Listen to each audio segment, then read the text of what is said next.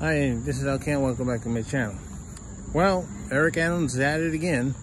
Now he wants an investigation conducted by the city council to investigate this so-called police slowdown that's happening in New York City.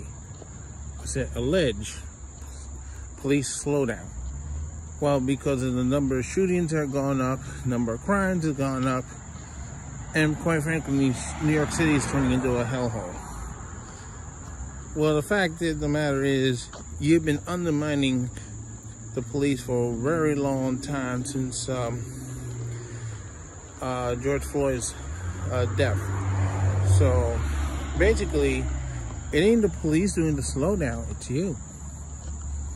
Because you're holding them back, you're driving them crazy. They do any kind of mistakes, oh, you want to charge them with murder, you want to charge them with this, you want to charge them with that. You charging them so much, I thought you were a freaking credit card. So, take it from a guy who has a history of what is a slowdown and what's not a slowdown, to tell you this situation is not a slowdown. There is no evidence of a slowdown, because you got to remember, unlike us in the past, the police department right now, they're in the public eye. You got cameras everywhere. Not only the media cameras, but you got the cell phone cameras.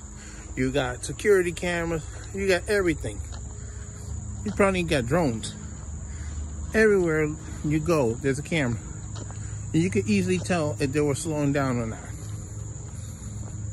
You got sensors and app. You got everything. And there is no proof, no one's shown any proof that there is a slowdown. If there was a slowdown, why aren't they running to court trying to get a Taylor law injunction? Because it doesn't exist. And let me tell you something. I've been hit with the Taylor law 3 times already. And I almost got a 4th one. That was 2013. So what happened was, New York City Transit accused the union and its members of trying to stage a slowdown because of a 12-9 situation that was happening that year. A lot of people were getting hit by trains.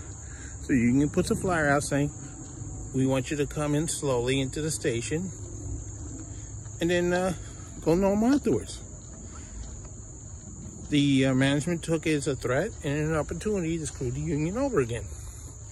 So they made a public announcement that they were going to take the union to court. So you know what that meant. If they got a Taylor injunction, I would have gotten something in the mail as well. So what happened was, those 2 officials got egg in the face, because on the same day of the announcement, which by the way was done by through the media, 2 12-9s occurred at 125th Street.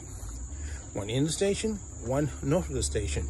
The one north of the station happened in such a way that all of a sudden now you can't get trains moving at Lexington Avenue line.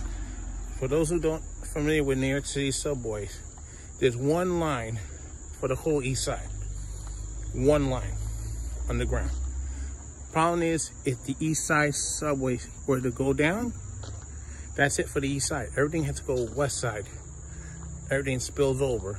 The 7th Avenue and the 6th Avenue and 8th Avenue lines.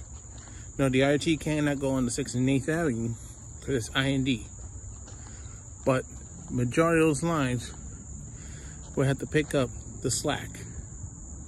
So you're trying to put 2 and 5 trains from Brooklyn all the way up to Manhattan on the west side with the 3 line and the 1 line. And it becomes a spicy situation.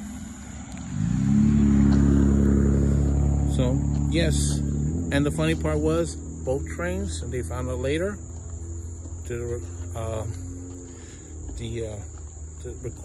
recorder they have on these trains now, they're both operating normal speed, not slow down.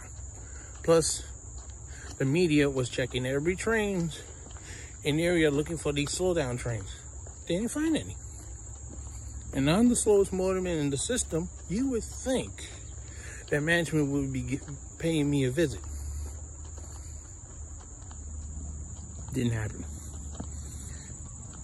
So this was a hoax by management. Try to put one over the union and its members, and of course you the taxpayers, because you had to pay for legal fees and stuff if they were to go through with it in court.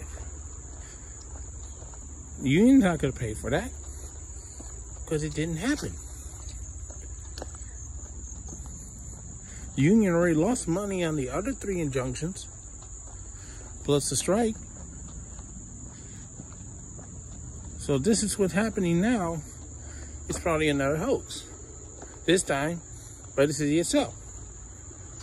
So please do not listen to Eric Adams and all these other knuckleheads, because it's not happening.